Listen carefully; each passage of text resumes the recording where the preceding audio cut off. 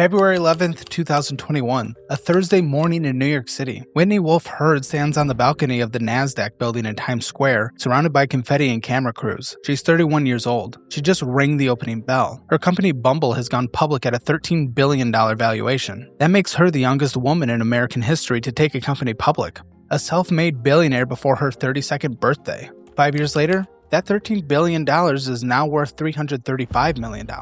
Bumble stock trades at $3, down 96% from its peak. Whitney Wolfe Herd has stepped down as the CEO, come back as the CEO, stepped down again, and come back again. The company she built is circling the drain. And Bumble is not even the worst story here. Match Group, the company that owns Tinder, Hinge, OkCupid, and about 40 other dating brands, peaked at a $48 billion market cap in 2021. Today, it's worth about $7 billion, an 82% collapse. Spark Networks, the company behind Zoosk, Christian Mingle, and JDate didn't just decline, it went insolvent in January 2026, delisted. Shareholders wiped out entirely. Combined, dating app companies have destroyed roughly $54 billion in investor wealth since 2021. Those are the corporate numbers, but the human numbers are worse. In the United States, 24% of adults under 30 report having zero sex in the past year. That figure has doubled since 2010. Male virginity ages 22 and 34 have gone from 4% to 10% in a single decade. The average age of first marriage for men has climbed to 30.8, up 8 full years since 1960. 1 in 4 Americans who turned 40 this year has never been married. In 1980, that number was 1 in 17. And the fertility rate, the United States now sits at 1.6 births per woman, well below the 2.1 needed to replace the population. South Korea is at 0.72, Japan is at 1.2, Italy at 1.24. The Congressional Budget Office projects the American rate will stay at 1.6 for the next 3 decades. The Institute of Health Metrics and Evaluation projects that by the year 2100, 198 out of 204 countries on Earth will be below the replacement fertility. Only 6% remain above it. Samoa, Somalia, Tonga, Niger, Chad, Tajikistan. The companies that promised to make finding love easier may have actually made it harder. And now those companies are collapsing, while the loneliness crisis they helped accelerate keeps getting worse. This is the story of how dating apps broke modern romance, and what happens next. Los Angeles, 2012. Inside a startup incubator called Hatch Labs, backed by IAC, the media conglomerate run by Barry Diller, a small team is building something they organically call Matchbox. Sean Redd, the CEO, Justin Mateen, his college friend and chief marketing officer, Jonathan Budding, the engineer, and a 22 VP of marketing named Whitney Wolfe. Budding codes a mechanic that will change everything. The swipe. Left for no, right for yes, a binary choice fast enough to be addictive, simple enough for anyone to understand. They renamed the app Tinder. Wolfe figures out how to make it spread. She drives to sorority houses at the University of Southern California and Southern Methodist University. She throws pizza parties, hands out flyers, and at one event, she distributed branded thong underwear. Her pitch is simple. The cute people are already on the app. The double opt-in, where both people have to swipe right before a conversation can begin, makes women feel safe enough to try it. It works. Tinder goes from 5,000 users to over 1 million in a matter of months. By 2015, it's the top grossing app in 99 countries. Revenue is roughly doubling every year. There's just one problem. Sean Redd and Justin Mateen are dating the same coworker, and that coworker is Whitney Wolfe. Wolfe and Mateen had been in a relationship while he was her direct supervisor. When it ended, things got ugly. In June 2014, Wolfe filed a lawsuit alleging sexual harassment. She claimed Mateen called her a slut in front of the company leadership. She claimed her co-founder title was stripped because, and this is a direct quote from the lawsuit, having a young female co-founder makes the company look like a joke. The case settled in September 2014 for a reported $1 million plus. Mateen was suspended and eventually left. Wolfe was out. Within 3 months, she launched Bumble. The twist, only women can send the first message. The seed money, $10 million, came from Andrei Andreev, the Russian-British founder of Badoo, a European dating platform with 79% ownership of the new company. Match Group saw Bumble as a threat. In 2017, they offered $450 million to acquire it. Andreev turned them down, reportedly turned down offers approaching $1 billion.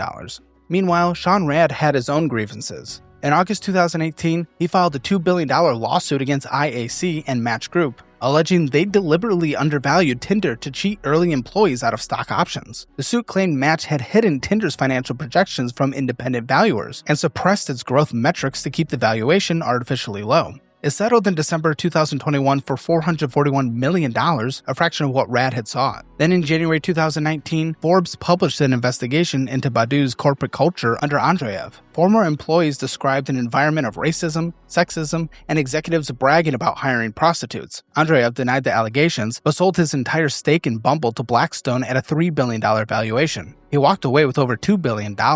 And a quick footnote on how absurd this industry is. Marcus Friend, a Canadian programmer, built Plenty of Fish in 14 days in 2003. He never raised a single dollar of venture capital. He ran the entire operation mostly by himself for years. In 2015, Match Group bought Plenty of Fish for $575 million in cash. 14 days of work, $575 million. That's the kind of money that was sloshing around in dating apps before everything fell apart. Dating apps have a structural problem that no amount of engineering can fix. A dating app that works perfectly, one that matches every user with their ideal partner quickly and efficiently, puts itself out of business. Every successful couple is 2 lost subscribers, which means the financial incentive is never to help you find love. The incentive is to keep you looking. Tinder originally ranked users with an ELO rating system, the same system used in competitive chess. The more people swiped right on you, the higher your score. The higher your score, the more visible your profile. In 2019, Tinder quietly replaced this with what it calls a more sophisticated algorithm. It never disclosed how the new one works.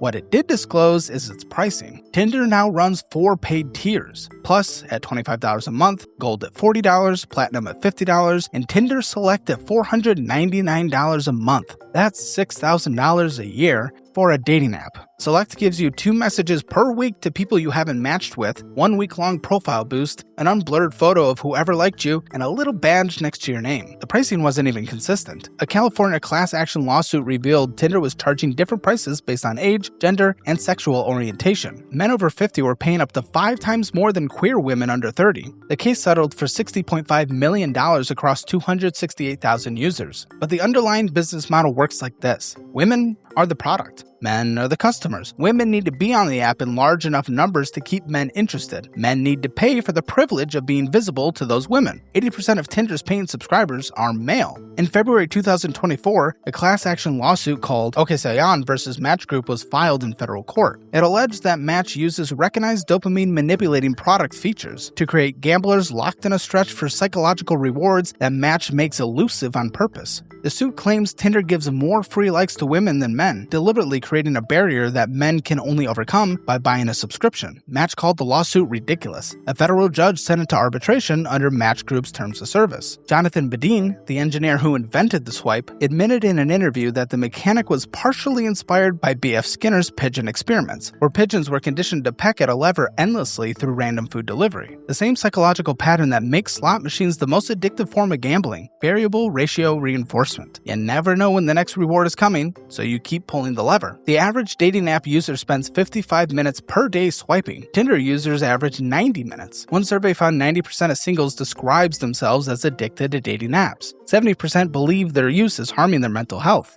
A 2016 meta-analysis covering 23 studies and over 26,000 participants found that dating app users had significantly worse psychological health than non-users, including higher rates of depression, anxiety, and loneliness. A separate study found swipe-based app users had 2.5 times the odds of psychological distress compared to people who didn't use them. A woman on Tinder swipes right on about 5% of the profiles she sees. A man swipes right on about 61%. That difference, 5 versus 61, defines the entire economy. When a woman swipes right, she matches about 30% of the time. When a man swipes right, he matches about 2.6% of the time. That is a 12-to-1 gap. To get a single match, the average man needs roughly 38 right swipes. The average woman needs about 3. But a match doesn't mean a date. Converting a match into an actual in-person meeting takes roughly 57 matches for the average man. So do the math backward. That's about 6,000 right swipes for one date. And 2/3 of men's first dates don't lead to a second. Researchers calculated the Gini coefficient of the Tinder economy, the standard measure of inequality used by economics.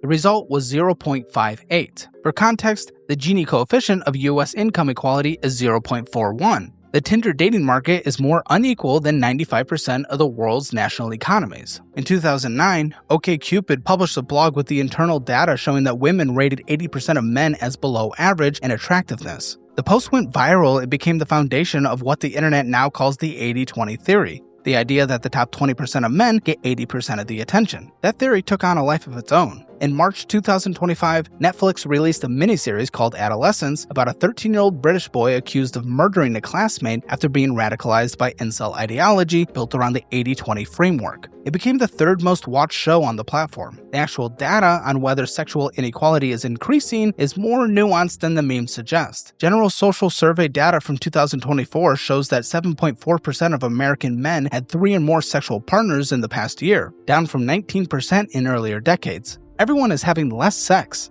It's not that a small group of men is hoarding all the partners. The pool of sexual activity is shrinking across the board, which might actually be more alarming than the alternative. This subject matter can be hard to digest, but for most Americans, their personal financial situation is the hardest subject to approach and manage. But with the Dollarwise budgeting app, you can finally take control, and since there's a free trial, you can see for yourself, get a full picture, automate your budget, get powerful insights, and set real goals that change your life. Download Dollarwise or go to dollarwise.com. In August 2025, the Federal Trade Commission ordered Match Group to pay $14 million for what it described as systematic deception. 3 charges. First, Tinder advertised a free 6-month guarantee that buried requirements so extreme that almost nobody could qualify. Second, the company sent promotional emails using profiles it knew belonged to scammers, specifically to lure users into paying for subscriptions. Third, when users filed chargebacks with their credit card companies, Tinder locked their accounts as retaliation. $14 million sounds like a lot. It's 0.4% of Match Group's $3.5 billion in annual revenue. For the company, that's just a rounding error. And then there's shadow banning, where the app makes your profile invisible to other users without telling you. You can swipe right, you can still send messages, you just don't exist anymore. In 2023, Hinge confirmed to Gizmodo that it does this. It describes it as a way to reduce bad behavior. It did not define what constitutes bad behavior. The Better Business Bureau received over 15,000 complaints about Match Group apps in 3 years. 7,000 of those came in a single year. Many described the same experience: accounts banned with no explanation, no appeal process, and no refund of paid subscriptions. Match Group's cross-platform system means a ban on Tinder can follow you on Hinge, OkCupid, and Match.com using facial recognition and phone data. In 2023, Bumble announced that ghosting, simply not replying to someone, could result in a ban. Think about that for a second. A dating app threatened to punish women for not responding to men they didn't want to talk to in the first place. There's a number that doesn't get enough attention. 44% of Gen Z and millennial men say they refuse to approach a woman in public. Not because they lack confidence, though that's part of it, because they've calculated the risk. Getting filmed, getting posted on social media, getting screenshotted and shared, getting reviewed on an anonymous rating app. One of those apps was called T. It launched as a dating safety tool where women could leave reviews of men they dated. Within months, it became, in the words of multiple tech journalists, a cesspool of defamation. It suffered 3 data breaches in mid-2025. Apple pulled it from the App Store in October 2025. Fewer than 50% of American high school seniors report being in any kind of dating relationship. In the 1980s and 90s, that number was around 90%. After #MeToo in 2017, 65% of the public said the movement made everyday interactions between men and women more difficult. Workplace dating policies tightened. Some companies banned romantic relationships between coworkers entirely. Stanford researcher Michael Rosenfield tracked how couples met. Between 1995 and 2021, meeting through work dropped from 19% to 11%. Meeting through friends dropped from 33% to 15%. Meeting through family dropped from 15% to 7%. Online dating filled the vacuum. By 2021, it was the #1 way American couples met, accounting for over 50% of new relationships.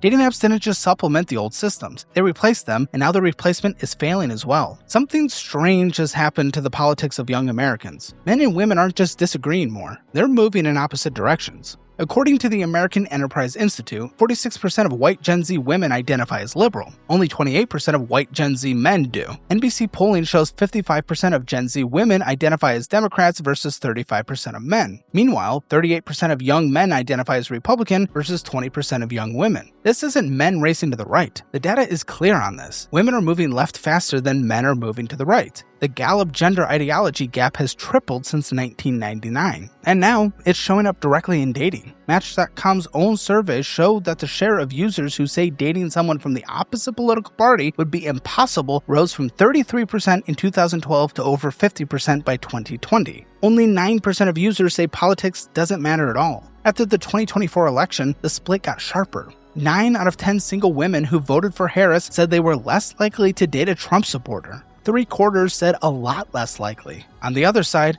39% of single men said they were less likely to date a woman who identified as a feminist. If you voted for Trump, swipe left became its own genre of dating profile. So did no liberals. The apps turned into another battlefield in the culture war. In the UK, the pattern repeats. 41% of young British men say they support Andrew Tate's views on gender. 12% of young women do. The manosphere, Tate, Fresh and Fit, and the network of male-focused influencers that surrounds them gives voice to genuine male frustration about dating, but it also feeds its cycle. Men feel unheard, so they turn to provocative content. Women see those followers as threatening. Women become more selective, men feel more excluded, the pool of potential partners shrinks for everyone. Researchers now have a name for it, the sex recession. The data comes from the General Social Survey, one of the most respected studies in American social science, running since 1972. Adults aged 19 to 29 reported having no sex in the past year, 12% in 2010, 24% in 2024. That is double. All adults aged 18 to 64 reported weekly sex, 55% in 1990, 37% in 2024, down by a third. The CDC's National Survey of Family Growth breaks it down further. Male virginity between ages 22 and 34 doubled from 4% to 10% between 2013 and 2023. Female virginity rose from 5% to 7%. Past year's sexlessness among young men tripled from 9% to 24%. Among young women, it rose from 8% to 13%. The gap between men and women is widening. Pew Research found that 63% of men under 30 are single versus 34% of women in the same age bracket. The definitions matter here. Women are more likely to describe themselves as in a relationship, even in casual arrangements, but the gap is real and growing. In May 2023, the U.S. Surgeon General declared loneliness a national epidemic, comparing its health effects to smoking 15 cigarettes a day. About half of American adults reported experiencing loneliness. Social isolation increases the risk of early death by 29%, heart disease by 29%, stroke by 32%, and dementia by roughly 50%. Time spent with friends among young adults dropped from 12.8 hours per week in 2010 to just over 5 hours in 2024, a two-thirds decline. That decline started around 2010 to 2012, right when smartphones became universal and dating apps launched. Not during the pandemic, years before it. Dating has also become expensive in a way that previous generations never had to deal with. The standard evening now, dinner, drinks, maybe a movie, plus transportation, costs an average of $156 in New York City, $145 in San Francisco, and $127 in Miami. Even the cheapest major market, Oklahoma City, you're looking at nearly $88. For someone actively dating, those costs add up to $2,323 per year. That's before the cost of apps themselves. Hinge's basic subscription is now $45 a month, more than double what it charged back in 2020. Match Group is pouring $30 million a year into AI features that will likely add even more premium tiers. Meanwhile, 19% of Americans aged 25 to 34 live with their parents, about 8.5 million people. The median home price in the United States has risen 90% in a decade to over $400,000. The median age of a first-time home buyer has climbed to 38, up from 31 a decade ago. 53% of Gen Z adults spend exactly $0 per month on dating. In the UK, a third of young singles say the cost of living makes them less likely to go on dates. A quarter say it makes them less likely to look for a partner at all.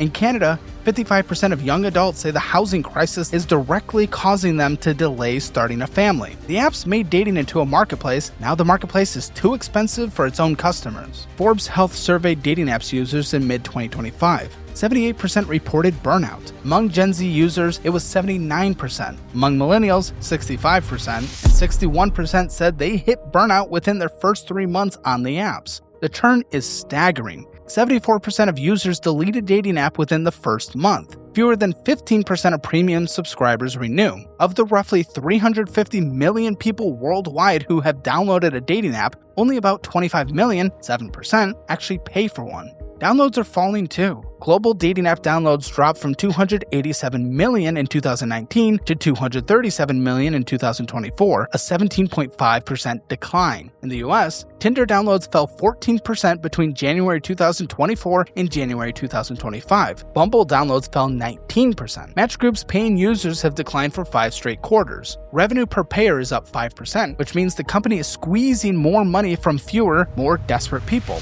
Bumble's paying users dropped 16% in a single quarter. It has cut a third of its total workforce, 350 people in February 2024, another 240 in June 2025. This is a company that is fighting for survival, and the leadership chaos of Bumble tells its own story. Whitney Wolfe Herd stepped down as CEO in November 2023. Her replacement, Lidiane Jones, lasted exactly 1 year. Wolfe Herd came back in January 2025, described the experience as ego death, and announced Bumble would rebrand the Love Company. The stock continued to fall. The Shaw law firm opened a fraud investigation into the company's disclosures. And it's not just the big names. Spark Networks, which operated Zoosk, Christian Mingle, J-Date, Silver Singles, and Elite Singles, was delisted from the stock exchange in 2023 and filed for insolvency in January 2026. Shareholders received nothing. While every other dating app company collapses, one is growing. Grindr, the gay dating app, reported 30% revenue growth in its latest quarter. Revenue is approaching $440 million annually. Net income is roughly $100 million. EBITDA margins sit at 47%, the highest in the industry by a wide margin. The company has 15 million monthly active users served by just 151 employees. That works out to nearly $3 million in revenue per employee. Google's figure is $1.8 million. Grindr spends $8 million on marketing, just 2% of revenue, and still grows at 30%. That's almost entirely word of mouth. 3 things explain why it works when nothing else does. First, there's no gender imbalance. Both sides of the market are the same gender, with the same motivations, the same communication style, and the same willingness to initiate. The 2-to-1 male-to-female ratio that cripples straight dating apps doesn't exist here. Second, the dating app serves a community that needs it for reasons beyond dating. For LGBTQ+ people, especially in less accepting regions, knowing who's nearby isn't just about romance, it has social value, safety value, identity value. Third, Grindr is built on utility, not gamification. It shows a grid of people near you. You tap on someone, you talk to them. There is no swiping, no algorithmic games, no blurred photos dangled behind a paywall. The app does what it says it does, and that turns out to be a viable business model. Take a moment and get some free, easy money. With a Chime checking account and my link, you can get $350 when you set up direct deposit and pair that with a nation-leading high-yield savings rate. There's literally no reason not to sign up right now. Chime.com/Caleb or link in the description below. In October 2025, Grindr's largest shareholders proposed a $3.46 billion take-private deal at $18 per share. The offer was later withdrawn, but the message was clear. Investors saw more value in taking the company private than letting the public market its price. The lesson from Grindr is simple. A dating app that prioritizes actually connecting people quickly with minimal friction can be widely profitable. The apps that built engagement traps and paywall labyrinths are the ones dying. What's happening in the United States is not unique. It's a pattern repeating across every developed economy on Earth, and some of the most extreme cases are in Asia. South Korea, the total fertility rate is 0.72, the lowest ever recorded by any country in human history. Births have dropped 70% in 3 decades. At the current rate, the country's population could halve within 60 years. The South Korean government has spent over $270 billion on programs to encourage people to have children. Cash bonuses, housing subsidies, fertility treatments. The result? The birth rate fell further. In 2017, a movement called the 4B movement started gaining traction among young South Korean women. The 4Bs stand for no dating, no sex, no marriage, and no childbirth. Young men, for their part, voted roughly 60% for conservative president Yoon Suk-yeol. When surveyed, men said women's worst quality was being a feminist. Women said men's worst quality was having sexist attitudes. And then there's Japan. 42% of single men aged 18 to 34 are virgins, according to 2023 survey data. The population has been shrinking since 2011. The term herbivore men, coined in 2006, describes young Japanese men who have lost interest in sex, dating, and relationships entirely. 1 in 8 Japanese children is now born through IVF. Then China. The total fertility rate has fallen to 1.09, despite the government ending the one-child policy in 2016 and then moving to a 2-child and then a 3-child policy. The one-child era, combined with a cultural preference for sons, created 35 million more men than women. Rural bachelor villages have formed in regions with gender ratios exceeding 130 men for every 100 women. Xi Jinping personally appealed to women at the 2023 National Women's Congress to stay home and have babies. The lying flat movement, Tangping, represents young Chinese people rejecting the pressure to work, marry, and reproduce entirely. Hungary offers the most aggressive Western experiment in pro-natal policy. Viktor Orban eliminated income tax for mothers of 4 or more children, offered interest-free housing loans forgiven upon a third child, and nationalized IVF clinics. He explicitly framed these policies as an alternative to immigration. The fertility rate rose 28% to 1.6 by 2021. Then it fell to 1.39 by 2024, the country's lowest in over a decade. A 2025 study in The Lancet found that cash incentives mostly shift the timing of births rather than increasing the total number of children a woman has. Countries that focus instead on gender equality, generous parental leave, subsidized childcare, work-life balance, like the Nordic nations, maintained more stable fertility rates at about 1.7. But no government anywhere has solved this. Not with money, not with policy, not with propaganda. The decline in fertility, in partnering, in sex itself, is civilizational, and the dating apps just accelerated what was already underway. The financial picture for dating apps is bleak. For Match Group, an all-time high of $170 per share, now about $31. Market cap from $48 billion to roughly $7 billion. Revenue growth has gone from 25% in 2021 to effectively zero in 2025, $3.49 billion, flat year over year. Paying users down for 5 consecutive quarters. Tinder subscribers fell from 10.8 million to 9.6 million. The one bright spot was Hinge, which grew payers by 19 to 31%, but then Hinge founder Justin McLeod left in December 2025 to start an AI company called Overtone, and then Bumble. An all-time high of $79 per share, now about $3. Market cap from roughly $13 billion to roughly $355 million. Revenue peaked at $903 million in 2022 and has declined ever since. Paying users fell 16% in a single quarter. The company's stock hit an all-time low of $2.61 in February 2026. But then there's Grindr, revenue growing 30% annually for 3 straight years, 47% EBITDA margins. Analysts rate it buy with an average price target at around $19. It's the only publicly traded dating company that Wall Street is optimistic about. But going back to Match Group, its CEO Spencer Rascoff, the co-founder of Zillow, joined in January 2025. Tinder announced its first ever product event called Sparks in 2026 for March 12th. Both Match and Bumble are betting heavily on AI features. The question is whether AI can fix what AI arguably helped break: algorithmic matching that optimized for engagement instead of connection. There's one more threat to dating apps that few people in the industry want to talk about publicly: AI companions. In the first half of 2025, AI companion apps generated $82 million in revenue and 60 million downloads, an 88% increase over the previous year. There are now 337 AI companion apps generating active revenue worldwide, with 128 new ones launching in just 6 months. Google searches for AI girlfriend surged 2,400% between 2022 and 2024. Replica, the leading AI companion, has roughly 30 million users. 65 to 72% are male. Average daily engagement is 2.7 hours. Heavy users spend 12 or more hours per day. 60% of premium subscribers report having a romantic relationship with their AI. Character.ai has roughly 233 million users who spend an average of 93 minutes per day on the platform. That's 18 minutes more than TikTok. Match Group's own internal data shows 16% of American singles have interacted with an AI companion romantically. Among Gen Z specifically, a third of single people have done so. Among teenagers 13 to 17, 72% have used some kind of AI companion. One projection suggests 15% of people could choose AI partners over human marriage by 2035.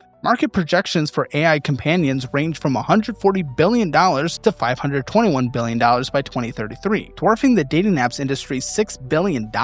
Italy has already banned Replica. California has passed a bill to regulate AI companions. A federal law called the Chat Act was introduced in September 2025, targeting AI companions accessible to minors. The question is no longer will dating apps recover. The question is now whether a meaningful share of the population will stop choosing human partners at all. Not everything about this story is bleak. Google searches for professional matchmakers nearly doubled between January 2025 and January 2026. Everbright recorded 1.5 million searches for dating and singles events in a single year. Board game speed dating events rose 400% between 2022 and 2023. Running clubs, hiking groups, co-ed book clubs, and fitness communities are being talked about openly as alternatives to the apps. The Thursday app, which only activates on Thursdays and focuses exclusively on real-world events, now operates in over 60 cities. Hinge itself spent $2 million to support over 100 real-life social groups, which is a fairly remarkable admission that digital-only dating may not be enough. There's a cultural shift happening too. Among Gen Z, not being on dating apps has become a status signal. Not having Instagram is considered attractive. Saying you met people in person is a flex. 90% of Gen Z respondents in one survey said they'd prefer to meet a partner offline. The irony is that an industry that helped kill organic meeting is now trying to recreate it. There are 3 scenarios for what comes next. Scenario 1.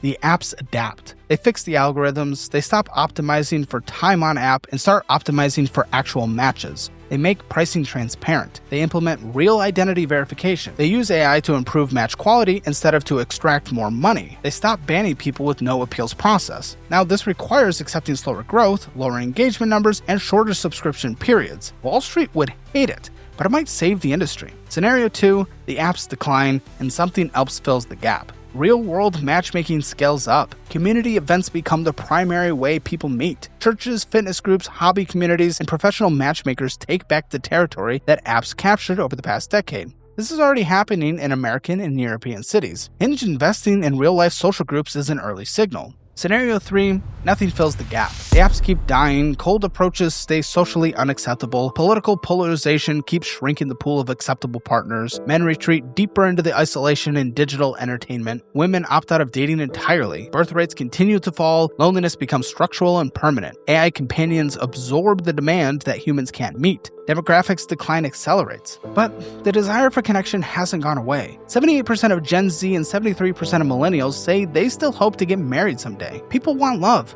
That hasn't changed. But people don't want to get canceled for trying to find love. What actually changed is the infrastructure. Dating apps replaced friends, families, churches, bars, and workplaces as the #1 way people meet. They became the infrastructure of modern romance. And then the infrastructure started to rot from the inside because the companies that built it discovered there was more money in keeping people lonely than in helping them find somebody. $54 billion in market cap destroyed. 24% of young adults not having sex. Fertility below replacement in virtually every developed nation. A surgeon general calling loneliness an epidemic. People getting canceled for cold approaching. Women defaming men on apps like T. AI girlfriends for the loser men with 233 million users. Whitney Wolfe Herd ring the Nasdaq bell 5 years ago, worth $13 billion, the youngest female self-made billionaire in the country. Today, that company trades at $3 a share and is under investigation for fraud. She helped destroy relationships, but hey, at least she girl-bossed her way to the Nasdaq. The apps didn't break dating, and maybe even she didn't. The apps were supposed to fix something that was already fraying. They made it worse, and they charged us for the privilege. Fuck them, fuck her, go out and get laid.